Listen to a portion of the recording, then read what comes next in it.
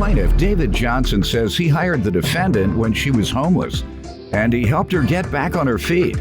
David claims he eventually started a romantic relationship with the defendant, but she treated him more like a sugar daddy than a boyfriend. David is suing the defendant for unreturned property. Defendant Sarah McEnany insists she was never romantic with David, yet he constantly asked her out on dates. Sarah claims whenever she would turn David down, he would cut her hours, and she denies owing him for anything. Start with you. Sarah looked at me more like a sugar daddy than an employer. When Sarah came to me, I met her through a mutual friend of ours, said that she was down on her luck, her boyfriend left her, she had nothing. So I reached out to Sarah, I told her I'd give her a job, and I told her, I'm not gonna be your sugar daddy, sugar mama, sugar baby, sugar nothing. I understand what you're going through. I'm gonna help you as much as I can. So I took her out and, cleaned her up, I bought clothes and stuff for her. What do you mean by that? Cleaned her up? Well, she's homeless, she didn't have nothing. She's told me that all I got is the clothes on my back. So, me being the person that I am, I understand what, homeless, being homeless. I was homeless once myself. Gotcha. I was down and out, I had nothing. Where does she live? She said with a friend of hers. Okay, Which go ahead. Like I said, I took her out, bought her clothes, took her out to eat, dinner and stuff with me and my baby mama and my son.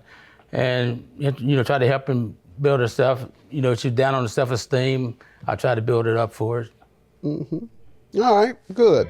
Defendant Sarah McEnany says she worked for the plaintiff, and he constantly asked her out on dates.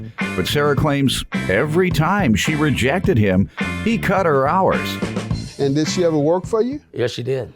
What type of job? What did she I do? trained her to how to change tires, just give her a skill or something. All right. Yeah. Good. And how did that work out? Did you all ever date? Yes, we did. Yes, we did.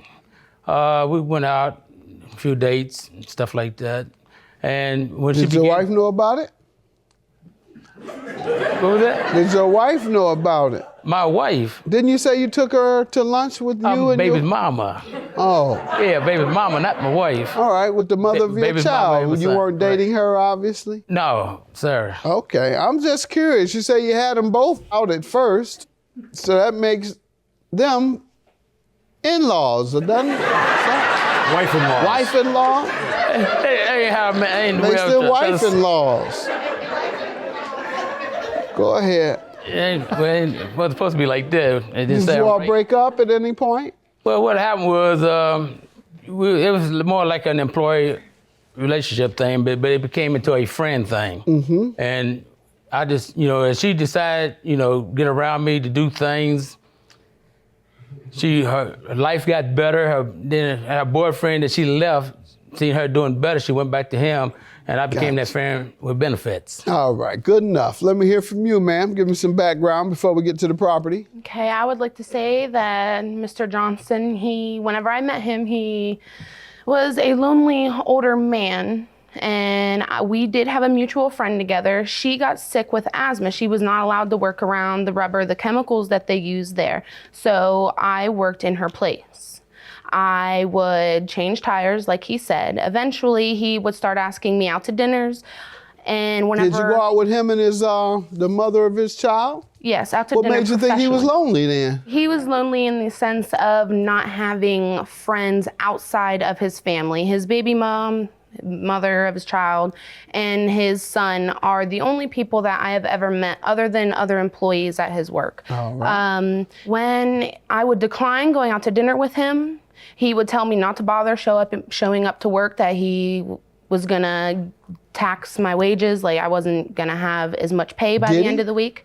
Sometimes, yes, whenever I did not go to dinner. How many times did he deduct from your wages because of your refusal to go out to dinner with him? I don't know, I'd have to say probably roughly 9, 10 times. You didn't think to take any action? You didn't know that you could do something about that? At that time, it was a rough part for me, but my fiance, Nicholas— That's why you really needed the money. Yes, he had been supporting me for 5 years, Nicholas. No, but a man deducting money out of your check because you wouldn't go with him, you didn't think that was illegal? Yes, but I was not working for him. Like I wasn't getting pay stubs. I wasn't getting. I didn't ask you that. anything like that. All right, so you just thought because you were getting cash, you couldn't do anything. Sir, did you do this? No, I wouldn't do that. She needed it. She needs it. Did you ever date him, ma'am? No, Your Honor, I did not. All right. That's incorrect. He says you did. Anybody got evidence of that? Because we're going to see about this first lie. Somebody's telling a big lie here. First of all, when she came to me, Anybody got evidence? Evidence that you all dated. Don't hand me a bunch of papers. What do you have that proves you all were dating? these are outfits that I bought her, number of outfits that she claimed That doesn't mean you dated. You just said you were doing right by her. Now let me see that last one. That looked like you were dating. Thank you. That's why I tried to make my point too. You didn't let Ma'am, me what are you finish. taking pictures like this for him if you weren't dating him? Huh? I did not take that picture. My friend, which is a female, took this picture. How did he get them? I honestly do not know. That is the first time I've ever seen that photo in his possession. To every picture he's showing me, are y'all out to eat that time? Thank you. That photo was with also my other friend. That is the mutual friend.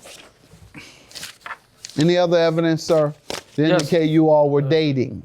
No, it's not this time. All right. The case continues after this. Defendant Sarah McEnany says she worked for the plaintiff and he constantly asked her out on dates. But Sarah claims every time she rejected him, he cut her hours. Let's get to the property you're suing her about.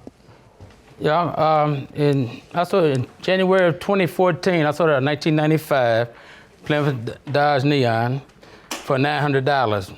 She paid the car off in March, and I told her before she get the car, I wanted the stereo system. I said the system is not part of the car deal, which we both agreed on, and I told her I was gonna write a contract up showing that the stereo system does not go with the car. I wanted the stereo system back. So we agreed on that.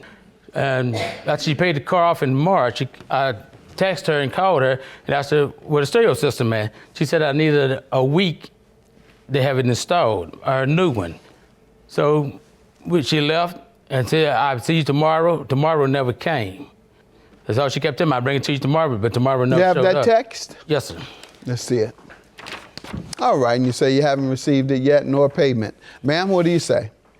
There was officially no agreement about me returning him the radio. I didn't ask you official. Did you tell him you'd do it?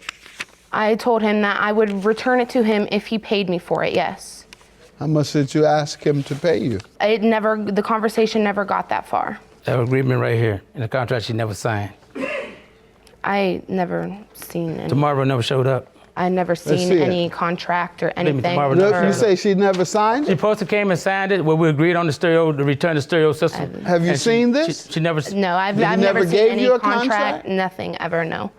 And you never got a chance to give it to her? She said tomorrow. Tomorrow never came. She never came back. I'm reading this text. You say, I'm suing for the price of the radio. She says, okay, so you're a thief. I never gave that to you. All right, and another part of this text above that, see, folks don't think I'm gonna read the whole text. You own a tire shop and you still sell me a car with 3 tires that have belts broken. And you didn't say anything about radio until the car was paid for. So we go back to the original $800 and give me $150, you can get that radio. Sir, you the one handed me this. What do you think that meant? Did she tell you that? Our agreement was the stereo system did not go with the car No, regardless. I know, but when she told you in the text, you never had that agreement until after the car was paid for. The agreement was before she bought the car. Why didn't you contest that? She never came and signed it. She never signed it. No, why didn't you contest it in this text? You gave me the text for me to rely on. True. If I am to rely on this text, I have to rely on what she said also, not just what you said. True. So what do you want me to do? You want me to rely on your text or not? No.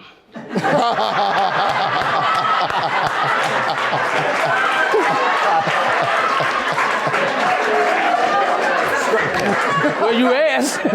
But you gave it to me to rely on. Now when I show you what you're saying is not consistent with what you're telling me today, now you want to change it. Defendant Sarah McEnany says she worked for the plaintiff and he constantly asked her out on dates. But Sarah claims every time she rejected him, he cut her hours. Young man, you had your hand up. Do you want him to speak? If he feels, yes. That's your witness. Yes. All right, state your name. My name is Nicholas. What do you want to tell me? I didn't pay $800 for that car. I paid $950.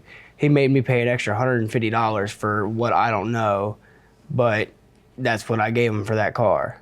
He found out that I had gotten a settlement as I was paying him for the last payment. Well, ma'am, I'm just going to go with the evidence he submitted for me to rely on. And in this evidence, sir, she makes it clear that you did not say anything about the radio until the car was paid for. Your claim is dismissed on your evidence. Have a good day.